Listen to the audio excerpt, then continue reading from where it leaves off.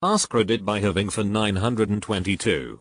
What was something that was done in the name of safety that turned out to be more dangerous than the hazard that it was intended to prevent? Banning kegs of beer on my college campus for tailgates. Everyone started bulk buying cheap vodka instead. A student got a head injury doing a keg stand and they wanted to make things safer. Stupid college kids are better off drinking light beer than they are slugging grape flavored shitty vodka. In general, drug prohibition leads to more dangerous, more concentrated drugs, bathtub gin, crack cocaine replacing powder which replaced Vin Mariani and original Coca-Cola, crystal meth replacing speed pills, and now fentanyl replacing heroin which replaced opium. Thalidomide. It is a drug that was prescribed, in Germany, I think, to pregnant mothers to help with nausea. It caused terrible deformities in the children, arms or legs that were almost stubs, with flipper-like things instead of hands or feet. That was one news. It was also a sedative, thought to be safe because people tried to commit suicide with it, and couldn't. It actually never made it to the American market at the time, early 1960s, because Dr. Francis Kelsey questioned some information about neuropathies caused by this drug. It's now used under tightly controlled circumstances to treat some types of cancer or autoimmune disorders, and Hansen's disease, FKA leprosy. When the Deepwater Horizon oil rig blew up and dumped crude oil into the Gulf of Mexico, the chemical core exits was used to disperse it. Turns out it was about 10 times worse than the crude oil itself and also caused the oil to just sink to the bottom of the Gulf, where it poisoned the entire food web. Making the oil disappear was then main point, because the optics of the public not seeing the oil slicks on the ocean was more important for BP than actually cleaning up the oil. If the oil is gone then they could declare success because see, no more oil. Food webs be damned, coastal fishing communities be damned, human health be damned, because they have to think of their shareholders. Those BP execs should be in jail for life, but there isn't justice in this world for people with money. I've got a story. So I rented a car and I'm driving with the dash display map showing me where to go since I'm on unfamiliar, fast, 2-lane winding roads and a complicated route.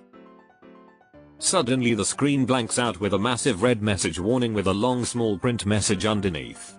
I try to read what it says, nearly driving off the road, but finally get to where I can pull over to read it. In small letters under the giant red warning it reads, "Taking your eyes off the road for too long while using this system could cause a crash resulting in injury or death to you or others." My mom's car does this along with an extremely annoying sound. Safety box cut is where the user has to keep pressure on the button to keep the blade extended, otherwise it automatically retracts back into the handle. People end up straining awkwardly to hold them, and focus more on keeping the blade open rather than what they are trying to cut. So there's more accidents. It doesn't even stop you from cutting yourself. I have used countless box cutters and utility knives in my life. If the blade slips, I just release my grip and get out of the way. But because I have such a death grip trying to hold the blade open so it cuts properly, I jammed that bitch right through my leg when it slipped. I got lucky and it was a surface cut, no stitches, just band-aids. But yeah, I told my last job that I ain't using one unless they want another work comp claim with my name on it. I had jammed a tape gun into my thumb. No, I am not a klutz. Binding a broken rib, which can cause pneumonia, so they no longer do that. My BF's dad told me to do this because it was how they used to do it and it works fine. I looked it up and sure enough, if you limit your breathing with compression you won't be getting much air circulation in the lower part of your lungs, causing pneumonia. I decided to not use it and I'm doing much better. I didn't break a rib, had an x-ray done.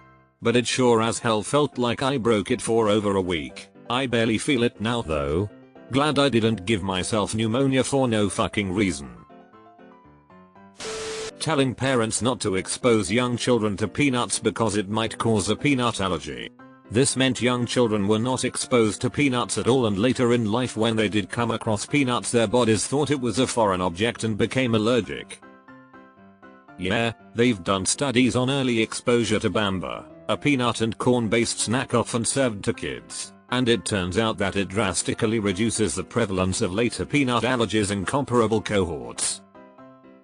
https:/en.wikipedia.org/bamba_open bracket snack closed bracket #peanut_allergy.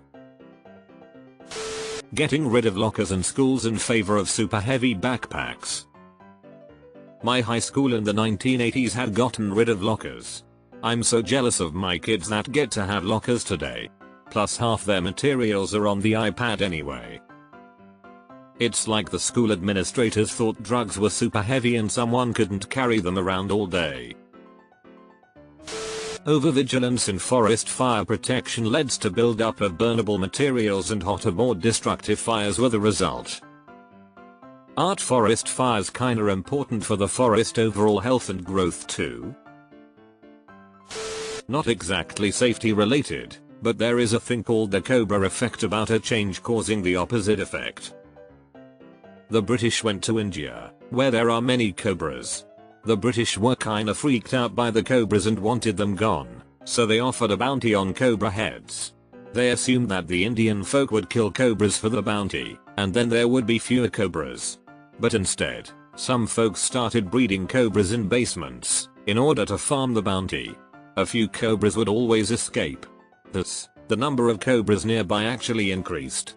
So the British figured out that this was because of the cobra bounty, and they cancelled the bounty, assuming this would bring things back to normal. So now the folks threw all the worthless cobras out of their basements, which increased the number of cobras nearby again. Every change the British made in an effort to decrease the number of cobras actually caused more cobras, repeatedly. Now talk about Mao Zedong exterminating swallows in China. Password rules. Many reduce the number of possible passwords instead of increasing it. When I worked in it, we had to change passwords once a month. No reusing previous passwords. Passwords had to be significantly different. No changing 123 to 234. So everyone had to write down their password on a post-it sticker paper and stick on the computer monitor for all to see. Prop 65 in California. When everything has a warning, nothing has a warning. It causes fatigue, and now people ignore even legitimate important information. This comment contains properties known to the state of California to cause cancer. That time a UK swimming pool forced a one child one adult policy, meaning mums with more than one kid couldn't go at the kids' hours during the week when the dads were at work. The intention was to prevent drownings. The pool had never had a drowning. The result was kids didn't learn to swim and drowned at other swimming venues. The Four Pests campaign as part of the Great Leap Forward campaign by Chairman Mao Zedong of the CCP. It labeled sparrows as being a pest affecting food production and storage because they were believed to consume substantial quantities of grain. The other pests were rats, flies and mosquitoes, and they were targeted to mitigate the spread of disease. The Great Leap Forward campaign was supposed to quickly advance the country from an agrarian society to an industrialist communist society after the end of the Chinese Civil War. Because of the mass killing of sparrows as well as disruption of their surrounding environment through loud noises which led to them leaving areas of human habitation, led to a massive boom in locust populations, which alongside poor agricultural policies and techniques and poor government management regarding the campaign led to a large famine that is estimated to have caused the death of 15-55 million people. My old company handled out fancy shirts when rolling out a new safety program in the field. The next day, they had to ban people from wearing them because the nylon shirts were prone to melting from the various heat sources we worked around. I had a similarly stupid experience with corporate safety. I was a delivery driver for a large grocery chain in Australia. The company was tired of idiots hitting mailboxes or fences when reversing, so their solution was to put big stickers on the side mirrors telling the drivers to get out and look before reversing. Of course, no one sitting in an office considered that blocking half the mirror with a big label would in any way reduce visibility. I complained and ripped them off my truck immediately. It lasted a couple months I think before they were eventually removed. Trans fats. Needed something that was vegetable-based replacement for saturated fats that are bad for you. When I was a kid, butter was bad for you, margarine was good for you. Now it is more like the opposite. 5-point harnesses in track day cars without a hands device. By preventing the airbags from softening the head in a crash, the head along with the added weight of the helmet makes your neck the weakest link. Lots of auto clubs require a hands type device now that so many people have been injured this way. That's how Dale Earnhardt died. Sadly, but also thanks to him, nobody in NASCAR has died on the track since. Safety nozzles on jerry cans in the US. Requires a minimum of 3 hands to make work even a little bit, and fuel is still spilling everywhere. Such a waste. Those safety nozzles are ostensibly designed to limit spills. Which is a pretty delightful way of describing something that is basically guaranteed to spurt gas all over the fucking place every time they get used. There was a law passed to make CEO pay public. It was meant to promote transparency and accountability. CEO pay has since skyrocketed because now they compete with other CEO salaries. Breathalyzers in bars. Meant to show people how intoxicated they were so they would not drive. Instead, people got more drunk because they would try and see who could blow the highest. Like the police signs that show your speed as you drive by. Meant to let you know that you are speeding. Instead gave a public announcement of who could drive the fastest. In my town, the high school kids realized that one was set exactly 1/4 mile down a straight road from a traffic light. Passenger would record video on his phone as proof of who hit the highest number. The war on drugs. The winner, drugs. By a lot.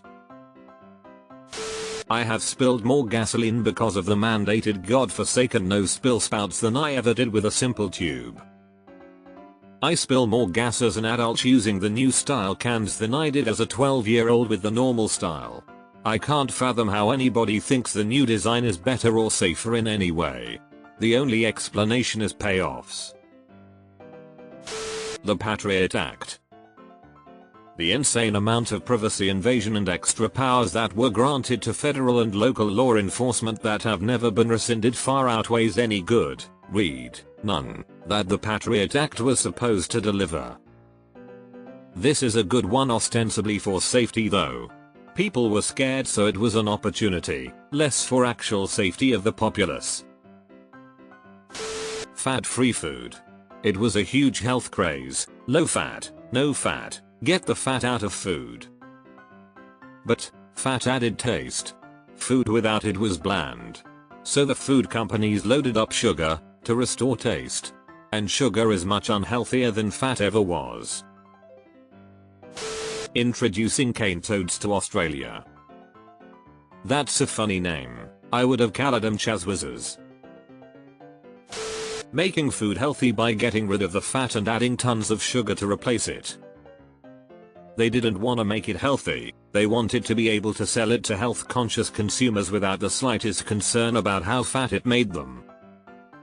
Mission accomplished.